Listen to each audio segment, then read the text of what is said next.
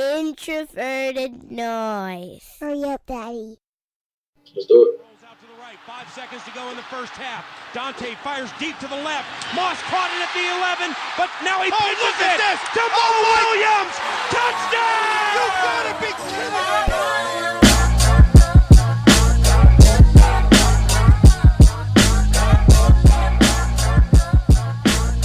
All right. Welcome back to another episode of the Climbing the Pocket podcast. I am your host, Jason Brown. You can find me on Twitter at BrownJason. And we are back with the full crew to do a regular podcast. Hopefully you've been following along with our one-a-day draft series where JR and Miles have been coming through, doing their thing, giving you all that draft analysis that you love to help you get ready for the draft. But we're back, full crew, Saxy Prince in the building. And just because I've been talking to the other guys all week, Saxy Prince, I'm gonna start off with you because I know you've been feeling a little bit left out of this, this weekly thing. So we want to have Saxy Prince back on the pod. We're gonna give you your opportunity. What's going on, man? How you doing? I'm good, man. You're right. I have felt a little left out, and I'm glad to be back or whatever the case is. Marvel's coming out with a new superhero movie in the next couple weeks. Got me really excited. So here's the thing. I have heard, the runtime for this movie is supposed to be 3 hours. And but I'm 2 prepared minutes. for it. But I'm prepared for it. Because you know why? Because I went to Black church, right? 3 hours for Endgame, that's like praise and worship at church. Like that's what you're doing for 3 hours. That's a halfway point. What night you going to see the movie? I have to go see it on Friday because I have one of my acting classes. Wait a minute. Chris about to know. It's not my fault. It's not my fault. Oh, you get all spoilers, bro. You might as well not even go. No, I'm deleting all my not deleting. No, I'm not even getting that. Like I'm getting rid of all my social media apps for that day. Nothing's going to my phone. Like you guys are not going to hear from me at all for at least a day and a half because I'm not going to have things spoiled at all. It's been 11 years in the making for me. No, we ain't doing any of that. Okay. I mean, because I'm telling you, Prince, this is how serious it is for me. Like, JR might just hang up after this, but I'm definitely skipping round one of the draft to go and watch Endgame at the first available show. I would have been there. Yeah. I had to miss both the draft and for my class. I'm leaving straight from work to go to the movies to watch Endgame. Yo, that's a good idea. I'm trying to figure out how I want to do this. But you can follow the draft on your phone, man. It don't work that way. JR's like, no. I treat the draft like I treat a Vikings game. Oh no! Like, leave me alone. No. Like people on Twitter, I'm like, no, I'm not trying to get people on Twitter to tell me what the picks are going to be. That's boring. Okay, all right. So Miles is all the way. Well, Miles, since you on the mic now, man, how you doing? How you been?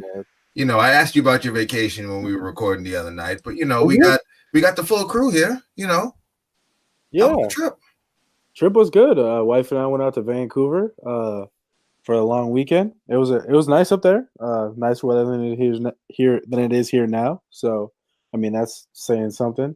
But no, it was nice. I liked it out there. We're already planning our move. So 2021. Hey, I'll tell you all off there. But no, it was good. It was just nice to kind of get out and relax and kind of get away for a little bit. Not have to worry about our animals. My wife, Jared knows better than anybody. I think we're about 8 weeks out now until the baby's due. So just kind of trying to take it in as much as we can until time because she's been going through some things just because it's that time. So yeah, man. Is it real for you now? Nah. Okay. Because it's not me. Because it's not. It's not affecting my body. Like no, I see the aftermath. I see how it's affecting my wife. But I just try to do as much as I can around the house and help as much as I can. Cleaning and cooking and doing all that stuff, taking care of the animals. So Miles said the aftermath. I hope she don't listen to the podcast. Yeah. Yeah. I can't wait to take a nap this weekend, y'all. It's gonna be so much fun. I don't even know what a nap looks like. I nap heavy. That'll come for you in like 3-4 years. I was about to say, Jason, your girls are old enough to where they like naps. Yeah, man. Well, not really. Let's all go and just chill together. It'll be fun. Just nap time. So, wind it down. Right. Wind it down. And JR, I mean, we know you got a lot going on. Baby's on the way, draft guide, 5 podcasts a night. How you doing? How you been? New house, good, man. I'm good, man. Yeah, a burden has been lifted off my shoulders. I have my nights back now. So, yeah, it's been a lot of long nights, but, it's been worth it. I'm excited to get the draft guide out today, actually. So, there's been a lot of good positive things said about it already, just a little previews that I put up. But I'm excited about it. Lots of hard work, a lot of long nights went into this. A lot of people don't really know exactly what went about with this, and I shed some light on it about what went into it and the acknowledgments in the very beginning. I had to show y'all some respect because y'all helped me through this a lot too. So I'm really excited. It's one of my proudest accomplishments in my life ever. So I'm just happy with how all of this came together. Well, yeah, man. And y'all, it is dope. Everyone needs to pick it up. Supporting a good cause, supporting our man JR. But, we're going to go off script a little bit here because, JR, I do want you to talk a little bit about what went into making this one. We've kind of been behind the curtain watching this all unfold, watching kind of the new designs come in, you getting everything and pulling it all together. But walk us through this one because last year's was good in terms of the information that you provided. But this year, in terms of the information, the design, just the way it all really came together, you really stepped your game up to a whole nother level. Like, how did it all come together? And how was your process in terms of building the guide and putting it all together this year versus your previous years where you've done something like this? Yeah, so with the guide, it's a thing that I actually decided to do last May. And following the draft, I'm all about innovation. I'm always looking to get better. It's just something that is instilled within me. I'm always trying to be one step better than I was a previous year before. So with this, I wanted to shed light on background. Y'all know I'm big on background. I want to allow fans or readers to know the entire prospect because we only get to see one side of prospects. And with myself, I like seeing both sides of the prospect, and we never know the personal aspect of it besides what's out there to read. But with most fans, they don't do a lot of homework or any homework on these guys, and they just know who they are on the field. So with the draft guide, this year's draft guide, I wanted to give a sense of who these guys were off the field. And the only way I'm able to show that was with draft notes. It's a little hashtag that I started 3 years ago on Twitter. And that's just, back then, it was just small, 80 characters. So you really didn't get a lot, or how many ever characters Twitter allowed you back then before they expanded it this past year. So I really didn't get to tell exactly who these guys were, but researching them, you find out so much. Josh Jacobs is a great example. Just learning about his story, how he used to live in cars and hotels with his dad. That's just stuff you don't know. And you only get to see him wearing the number 8 on his helmet at Alabama. That's really the only side of Josh Jacobs that people know. But you just come to expect more from him, and you appreciate him a bit more just because of his story. He wasn't heavily recruited up to his senior year out of high school, and he's a guy that actually had to send out his own highlight tapes at various camps before he even got noticed by Nick Saban. And the running backs coach at the time, his name escapes me. It's something that's included in the guides. But just little things like that. Hakeem Butler is another great example. His mom passed away when he was 12 years old from breast cancer, and he's actually cousins with Andrew and Aaron Harrison, who he moved with from Baltimore, Maryland to Texas. So just little things like that, and just appreciating these guys' process and pulling the curtain back on exactly what they had to get through to get to the most important point in their life. And I just love telling stories of what these guys had to go through and what they had to sacrifice to get to this point. And then you get to the meat and potatoes of the scouting report with the positives and the negatives and exactly what I think of them. So I think what a lot of guys fail to do that's out there, and something that I wanted to do personally, is tell both sides of the equation and both sides of the fence, and tell the side of them as a person and as a prospect. So that's just something that went into this. Going down to the Senior Bowl was a life-changing opportunity for me. I got a chance to meet plenty of pioneers and notable names in the industry, and they just told me to keep pushing forward. And I mean, I worked my ass off, man. That's the best way to put it. I love it. I love it. And I love it because, normally when we out here, we get the smooth, laid back, cool JR, but it's awesome, even though we know it already, but it's awesome to hear your passion really come through, because you can really see it when you really dig in and start to look at the work you've put in. You can really feel, the love that you put into all of this for each of the prospects. And it's, I just got my initial copy today, so I haven't made it through the whole thing. But, the bits that I've been able to look at and the bits you showed us through the whole process, it really is awesome. And anybody listening, please make sure you go out, support JR. You're supporting a good cause. It's great information, and you definitely will not be disappointed. And kind of, I guess we'll say, inspired by JR and, the acknowledgement section that he put in the beginning. Just want to give a shout out to all the fans. This last couple of weeks has been, since the season anyway, it's our biggest week on the show, getting things ramped back up. And so I did want to say a thank you to all the listeners, everyone who's been tuning in to the One-A-Day Draft Series. Shout out to everyone who's been putting in, work, the guys from Skull Hole, everyone who's been, dropping things on the Climbing the Pocket network. And, the best is yet to come. We're going to keep getting bigger, keep getting better, try to keep growing this network and pushing out that Vikings content that all of y'all seem to appreciate. So thank you, thank you, thank you. Keep listening. Thanks for sticking with us. And yeah. All right. Well, I guess, we took a little detour, but I think it was a necessary one. It was a very good one. And we're going to keep plugging JR's draft guide really at every opportunity that we get, because it's awesome. The man put a ton of work into it. And we want to see this man continue to grow and be successful. So with that, we're going to take a turn from, this, I guess, somewhat serious, kind of real conversation. And JR, I need to ask you about something, because, you are our resident LeBron James fan, stan. Uh-oh. Yeah, so at the midway point, I guess, start of the season for me, because Christmas, but, if you start to look at things around Christmas time, it was looking like, LeBron's Lakers were about to do something, make a little bit of noise, maybe get themselves into the playoffs, do something. And for the first time in a long time, LeBron James is going to be sitting at home for these here playoffs. But even crazier than all that, because really that should be one of the bigger stories here, is like LeBron James not making the playoffs for the first time in, what is it? Is it 10 seasons, 11 seasons? I don't even know how many seasons it's been since LeBron James wasn't in the playoffs. But then Magic just decided he was fed up and threw an impromptu press conference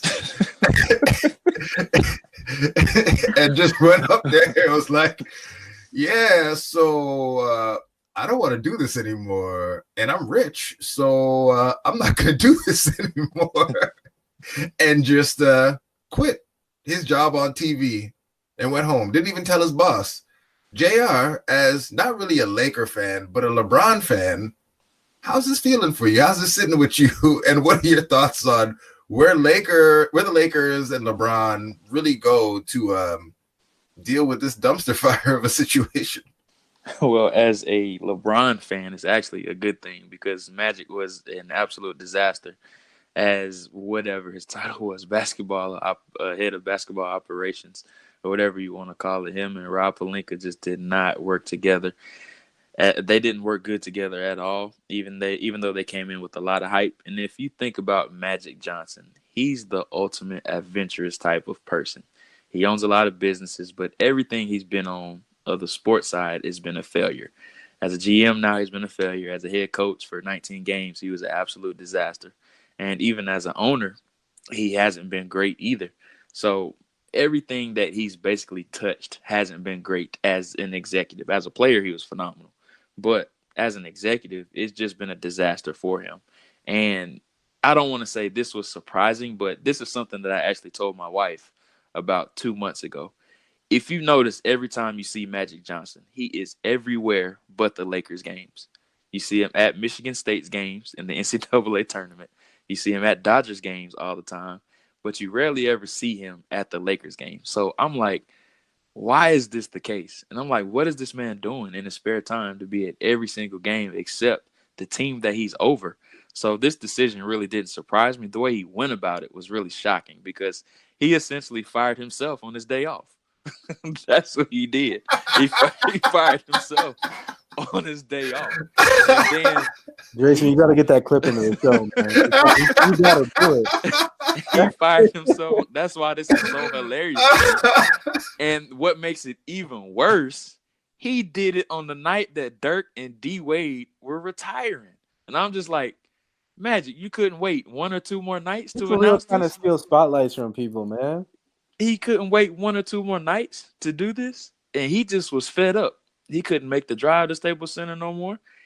They say he cleaned out his office before he even had this little press conference. And then I was actually watching the Lakers game on TV before this Magic Johnson stuff came out. And I'm like, why is there no media at the game? I mean, I know the Lakers aren't good. They're out the playoffs, but their games still pack out just because everybody wants to see the players that are on the roster. But there was absolutely no media on Media Row. And then you get the tweet from Woj and Shams. Magic Johnson has basically quit, and then Woj went ham. I was really surprised to see what Woj said. He was saying that he didn't put the time in, he just didn't have the commitment, and he was just going off. But me personally, I would love to be in the position that Magic Johnson is in. I mean, I can quit and go be worth my $500 million net worth. That's what Magic Johnson is worth. So I'm sure he's not sweating it at all. But it was just hilarious how he went about it. I mean, yeah. I mean, it was hilarious. Like you said, he was just fed up. Which, I mean, I guess everyone who's had a job at some point in their life has probably felt that way. Just all of us ain't Magic Johnson, you know. I guess it's a good feeling, a good place to be if your job really is your hobby. So when you just don't want to do it anymore, you can just be like, I'm just not going to do this anymore. I'm gonna go clean up my desk and then tell the media to tell my boss I ain't coming back. That is some wild shit right there. Yep. Yeah, that is wild. Yeah. All right, Miles, Yinka. When you saw all this going down, because for me, it started going down as so many news stories do go. It started to break on Twitter, and then I started kind of researching from there to figure out what is really actually happening right now. Because Yinka, I'll start with you. What were your thoughts on all this thing when Magic was just like, "Yep, I'm done, not working anymore"? Man, I ain't even out here to make fun of Magic Johnson. He's doing it how we all want to do it. You can show up. You don't even need to show up on to work. To have your boss figure out, you're just not going to be there anymore, and you don't even need to do nothing. You don't need to send any 2-week notice or any of that stuff. It's one of the most gangster things I've ever seen. Y'all need to give Magic some more credit, man. He's doing it the way we all should be doing it. So I thought it was good. I thought it was great. I'm trying to get me a boss that'll pay me that much to not care what I do and still be cool with it. That's what I'm saying. He didn't tell her, and she was like, "Oh, I still love Magic. We have a great working relationship." I'm trying to go there. I'm trying to find that. That is what we call finesse at the best. Oh my goodness, it was amazing. Yeah, it's goals. It's goals. Miles, what were your thoughts when it all went down? I mean, I just kind of did a double take. I was like, wait, what? When I saw the post from Woj and Shams, just kind of like he said it at his press conference. I was like, wait a minute, what? This is he literally making the announcement through the press instead of talking to Jeannie and all that stuff. There was no statement. There was no nothing. Nothing. She didn't even. She found out from. I'm guessing she found out through the press conference. Like, wait, what? Unless he told her beforehand. Nah, he did not tell her beforehand. No, and she's still cool with it. She's like, oh, whatever. What's she gonna do? What choice? What choice does she have but to be cool with it? She didn't even care though. Like, it's not even about there's nothing she could do about it, but she didn't even. She was like, "Oh, we still cool. He's still like family to me." Like, what? He did y'all dirty. So she just didn't care. I mean, she so family. That's gonna be an awkward Thanksgiving. I mean, it'll be all right. They gonna Magic be don't care. Magic don't care. Magic doesn't care. Jeannie probably don't really care either. LeBron don't care. I mean, LeBron don't care. LeBron happy LeBron cares. LeBron happy for some playoffs off. He's definitely happy about that. Yeah, you gotta add the other owner. LeBron about to be touring the world, right? Yeah, them social media posts about to be real wild. Oh yeah, offseason. Yeah, LeBron gonna be straight wild. Not gonna know what to do with himself this offseason. Yeah. Hey, real talk though. Like, I know we're talking about Magic and how Magic's being Magic. I'm curious what gig he gets next because he'll find a way to get another job if he wants it. Try to be a new Charles Barkley, whatever. Can we talk about LeBron though? I mean, Let's do it. Yeah. Let's go ahead, man.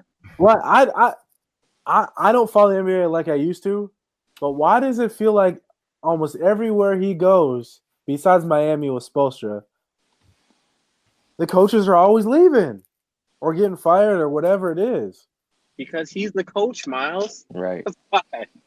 He's the coach. He's the coach GM. Like, why would I want to go to a team? Why would I want to go coach a team that had LeBron in it because of that factor? That's why Ty Lue is going to be the next coach of the Los Angeles Lakers. Oh, mark my word. Ty Lue. Mark my word. Again? Yeah. Yes. He's the only one that can handle LeBron. It's gonna be Ty Lue, and they're gonna hire Dave Griffin. Mark my words.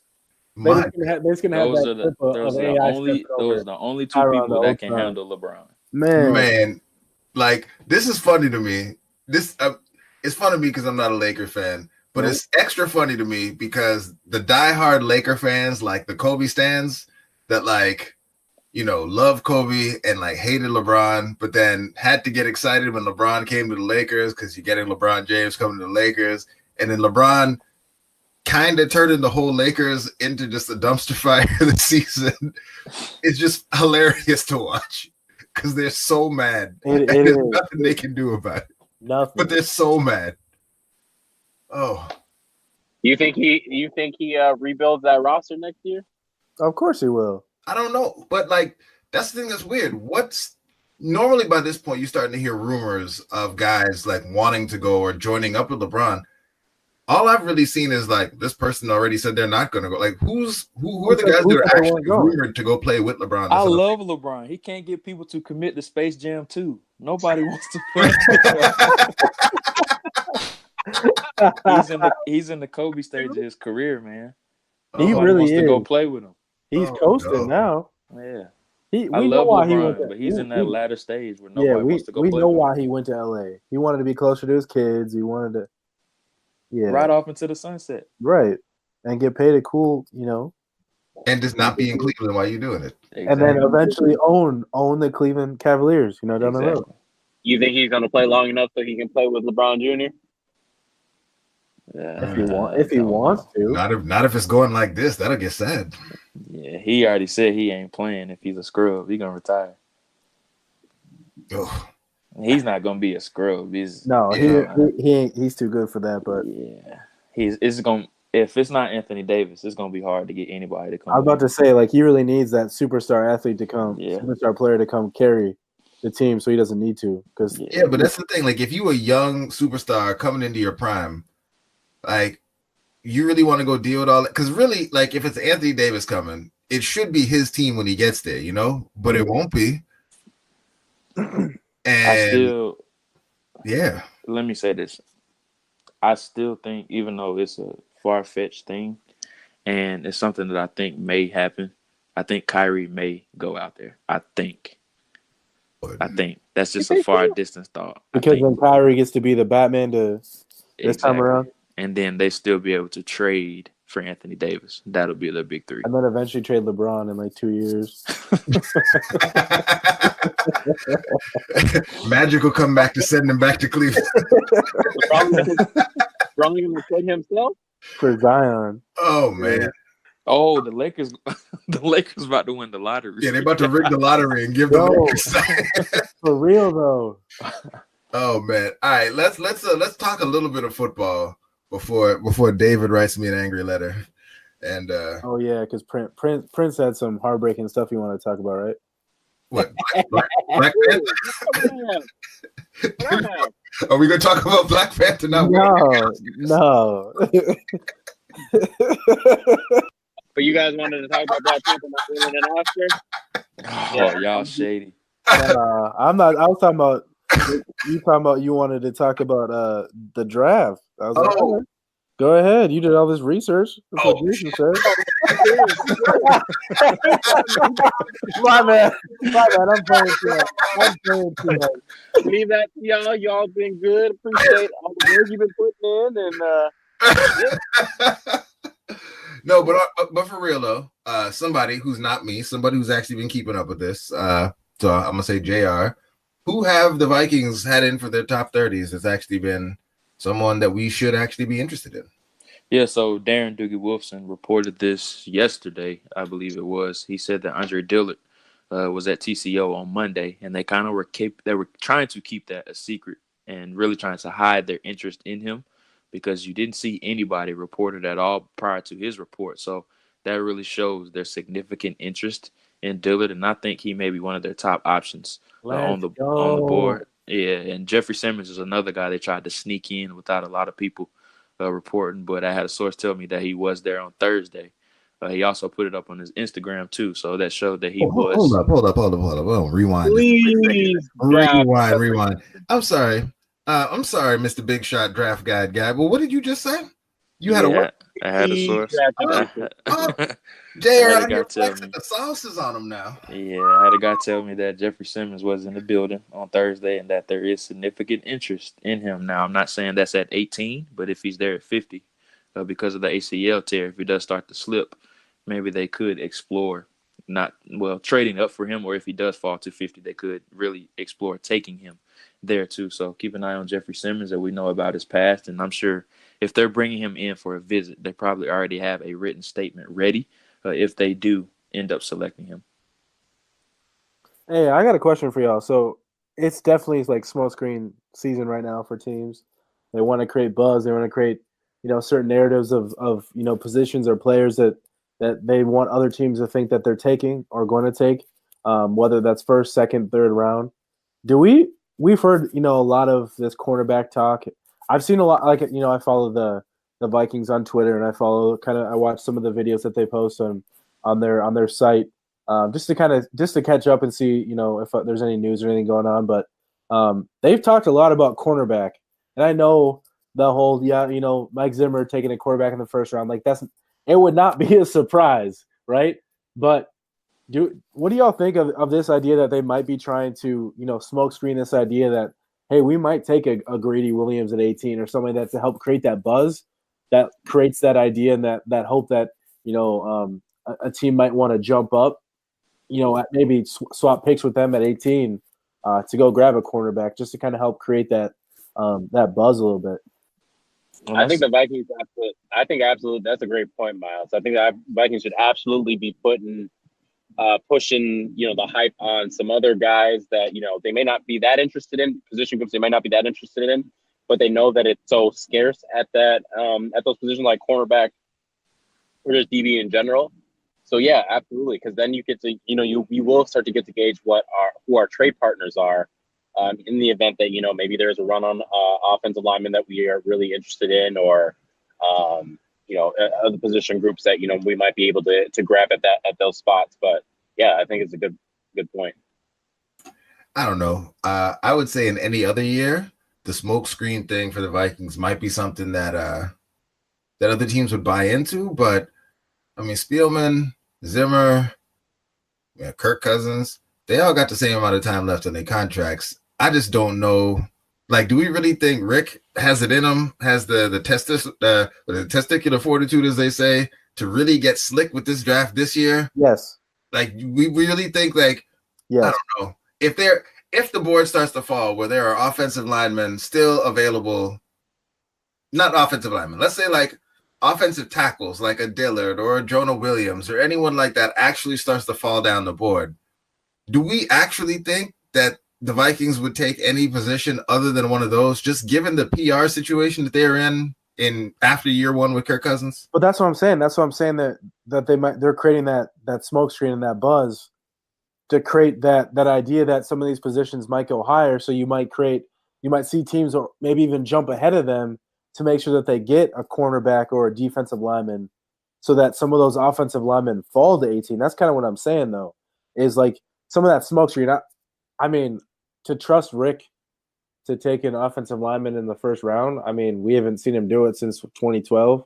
We haven't seen him take an offensive lineman in the first – we've only seen him take two offensive linemen in the first two rounds in the last, 12 years. So, I mean, I get the hesitancy from fans. Like, But that to me that plays in favor for Rick, where he can kind of use some of that that thought process of people thinking that that's the move that they're going to do of not taking offensive linemen to help create buzz for other guys, so that some of those guys that they do like slip a little bit.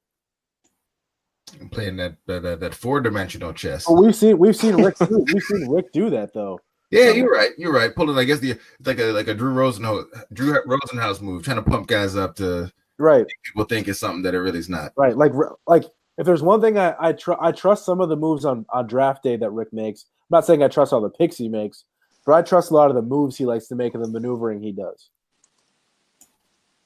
For me personally, just from an entertainment standpoint, I would love it if they picked something other than one of the consensus tackles if they were there, just because I think it would be funny.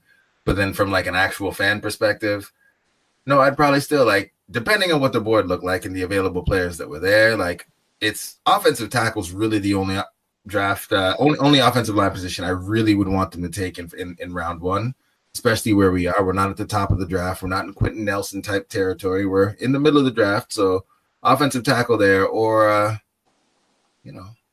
skill position, be that DB. I hope they go wide receiver. But like, JR is hinted to, and like Miles running back.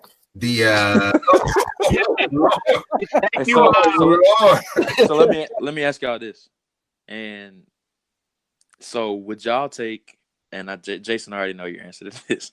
If DK Metcalf is there at 18, would you take him? Nope.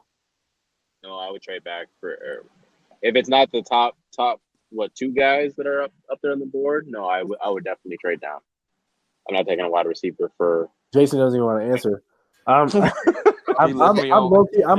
read. Well, yeah.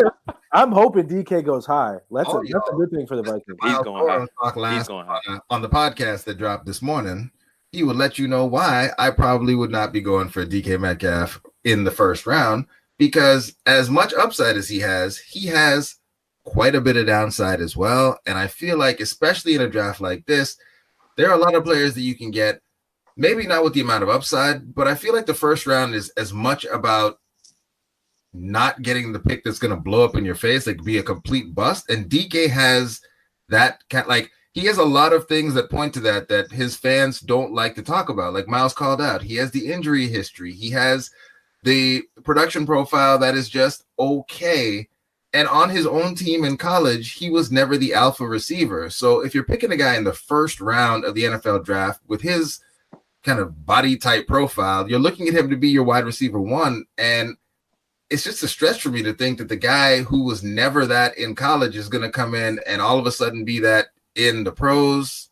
So please, 150 targets a season type of thing. Like that's a lot to ask for a guy that's never that hasn't done it. So what's the earliest y'all are comfortable with taking a receiver? Oh, for like at all? Yeah, at all. Receiver? Yeah. I'd say I might take AJ Brown. Yeah. I'd say for me, probably anything after pick 20. Pick 20, 25 is that range for me for a wide receiver in this class. Yeah. Like DJ Moore and Calvin Ridley. Like I'd take DJ Moore over most of the receivers in this draft. No, I'm saying for the Vikings. What's the earliest y'all are comfortable? 50 for me. I mean, I might take AJ Brown at 18. Oh my god. It's my cousin, yeah. We gotta stick together. But running back. We're joking. I'm playing. We're joking about it with running back, but Josh Jacobs, baby. Class of running backs is not good. Prince has not tweeted about a single running back this entire draft season. Not one. That's how you know this running back class is hot garbage at the top end. We have seen one tweet from Prince all draft season. Y'all know I would stand for one of them, but I've been saying it since maybe January. I don't have, or maybe even February. I don't have a first round grade on the running back in this draft class at all. Me either. They ain't good. Yeah. So Prince, what is the earliest you would take a running back in this draft class? Wait, for the Vikings or in general? Okay, yeah, so for the Vikings. Middle of the third round. Oh.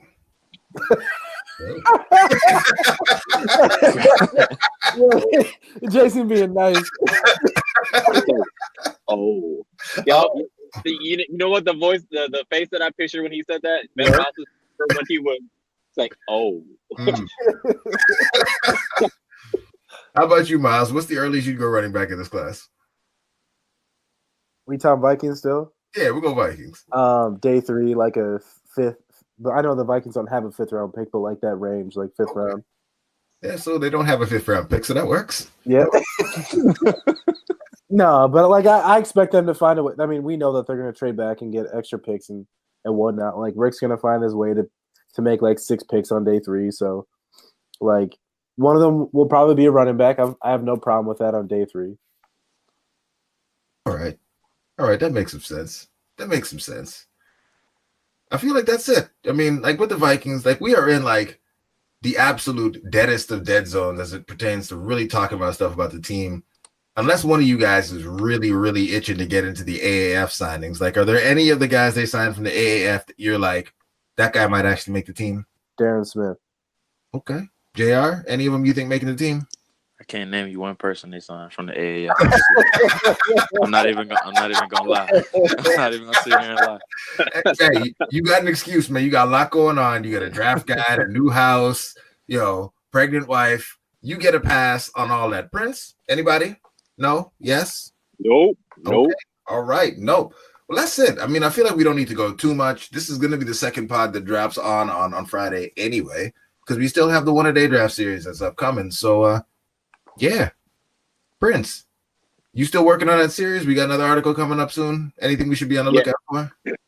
Yeah, I've been a little busy with acting classes and starting to pick up. But, yeah, it's hopefully getting out, like I said, 2 articles next week. So. Bet.